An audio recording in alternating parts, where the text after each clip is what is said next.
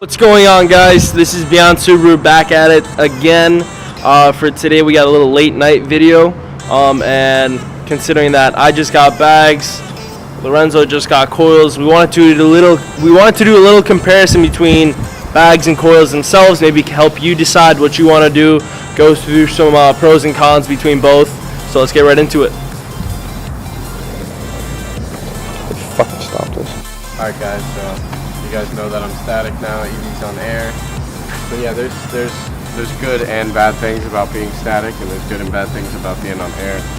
First of all, static, I really scrape everywhere. My exhaust scrapes everywhere. On the highway I rub. Nothing like horrible, but it's nice. I mean, it's part of the low life. I mean, these are not maxed out. I still can go a little lower. It's a little maybe like half-inch gap right there. That's about it.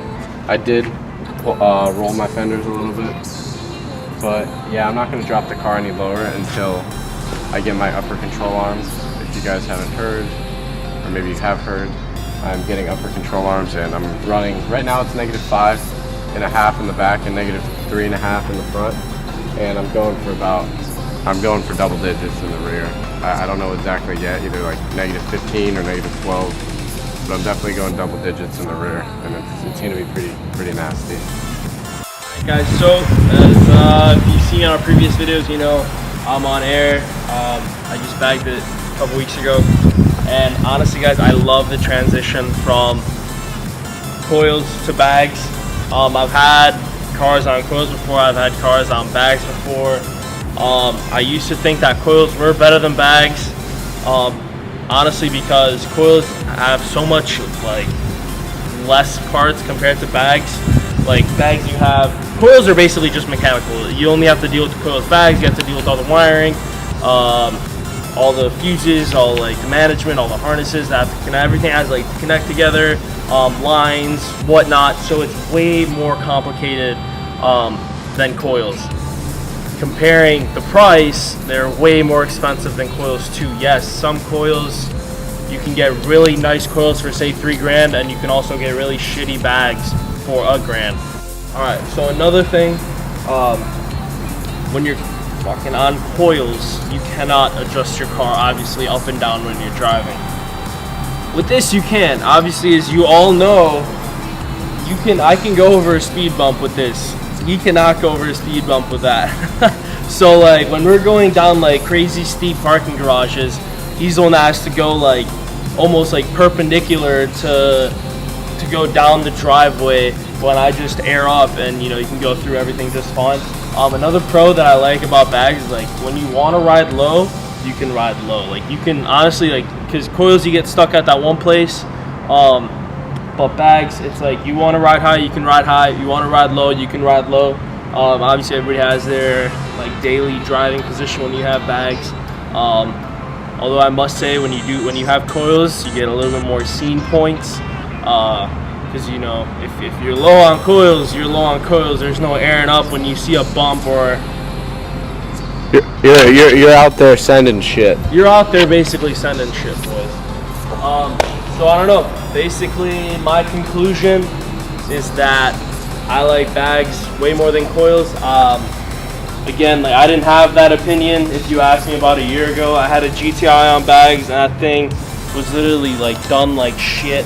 Also, a big part of bags is you want to make sure you get it done right, because if you get it done like shit, I'm from Milwaukee, Wisconsin, and I'm not going to mention names here, but you know who you are. You really did my car complete garbage. So if whoever does your bags, or if you do them yourself and you know what you're doing, good for you. But don't cheap out on bag install, guys. It's just, don't do it. You're going to have to get it done professionally over again. I spent more on what it cost to install my air than everything to repair what got messed up the first time. So that's my 2 cents on it. And this is my bag 2018 GTI WRX. At first, when we started the channel, I told you guys I was gonna go on air I decided not to, just because he sold me his coils for their $1,500 coilovers, and I got them for way less than that, and they're basically brand new. You got that homie price. So I couldn't hold up on that offer. I do love the way being static rides. Some people don't like the bounciness. I mean, these are pretty stiff spring rates, the 20K. You can see that in our last video. Put that right here. And yeah, it's a little bouncy, nothing like too bouncy. They're good coils. Like Evie said, scene points. I'm pretty much on 3 reels when I pull in anywhere. Sick nasty. Sick nasty, bro. Shout out to Pete. Yeah, I got my coilovers installed from Pete at HD Works. He really helped me out. I also got my lower control arms on and my Godspeed toe arms. I can show you guys right here under the car if you want to see what toe arms and control arms look like. I don't know if the light's gonna pick it up, but And so you know you're not going to be getting this camber stock. those are the white line control arms, and then I got some toe arms. Yeah, you can't get this camber with just coils. Restart. Guys, just to emphasize, we didn't really cover this much, but I want to cover it now. The ride height. I mean, not the ride height. Like how the car rides is basically one of the main differences between bags and coils. Coils, you get 20K spring rates, just like Lorenzo's car. It's not technically bouncing, but you're gonna be feeling every single bump on the road. Compared to bags, it's gonna be a smoother ride, but obviously you're not gonna get that stiffness. If you really wanted to, I think you can adjust it.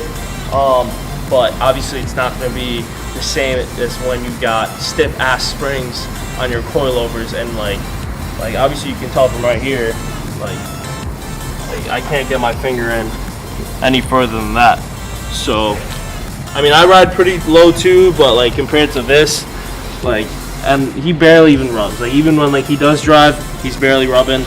So obviously you're gonna get a lot tougher ride with that than compared to when you're driving on bags, where it's a lot smoother. As long as you get it done right, everything will go fine for you. Obviously, you're gonna get a couple more problems with bags probably than you would with coils, just because everything that goes on in there. But yeah, guys, I think that wraps up everything between bags and coils, and that's about it.